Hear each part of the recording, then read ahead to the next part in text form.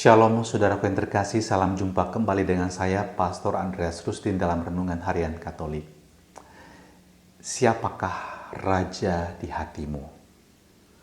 Sehebat-hebatnya yang ada di atas muka bumi ini, termasuk Anda pun, tak ada yang dapat menggantikan posisi Tuhan di tengah-tengah dunia ini dan dalam hatimu. Dalam kitab Hakim-Hakim hari ini dikisahkan tentang sebenarnya orang Israel yang sudah mulai berpikir mereka harus sama dengan bangsa-bangsa lain di sekitar mereka yang punya raja. Padahal sejak awal mula Allah telah menyatakan kepada bangsa Israel, "Akulah Allahmu, akulah raja bagimu." Dan hakim-hakim fungsinya adalah untuk menjadi pengantara bagi Allah dan umat Israel. Namun orang Israel tidak puas memiliki hakim-hakim. Mereka pengen punya raja, mereka pengen sama seperti yang lain. Dan itu sebenarnya tidak berkenan di hati Allah, sebab seorang raja tidak selalu menjadi pribadi yang baik. Seorang raja yang berkuasa atas umat Allah seringkali menjadi raja yang buruk. Dan itu memang terjadi dalam perjalanan sejarah bangsa Israel.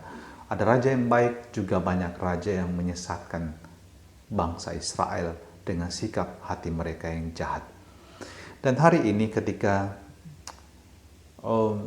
Abimelek diangkat menjadi raja dan muncullah kemudian Yotam, hakim yang lain, dan dia kemudian dikatakan pergi ke gunung Gerizim dan berdiri di atasnya dan berseru dengan suara lantang kepada bangsa Israel dan menceritakan perumpamaan tentang pohon-pohon akan mengangkat raja di antara mereka dan ditawarkan kepada pohon zaitun dan pohon anggur yang pasti merupakan pohon yang paling penting di dalam lingkup dunia Israel pada waktu itu. Siapa yang tidak butuh minyak zaitun, siapa yang tidak butuh anggur, semua butuh.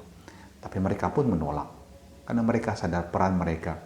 Mereka adalah seperti pohon zaitun mengatakan, "Aku yang digunakan untuk menghormati Allah dan manusia loh." Pohon anggur mengatakan, "Ya, aku digunakan untuk menyukakan hati Allah dan manusia. Bagaimana aku meninggalkan peranku ini? Aku tidak pantas untuk menjadi raja."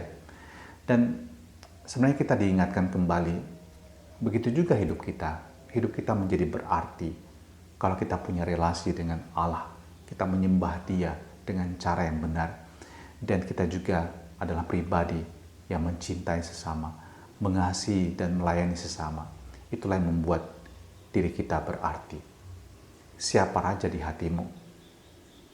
Semoga bukan apa yang ada di tengah-tengah dunia ini yang bisa Anda lihat, tapi semoga yang menjadi raja di hatimu adalah Dia yang menciptakanmu, memelihara hidupmu, yang menjadi tujuan hidupmu.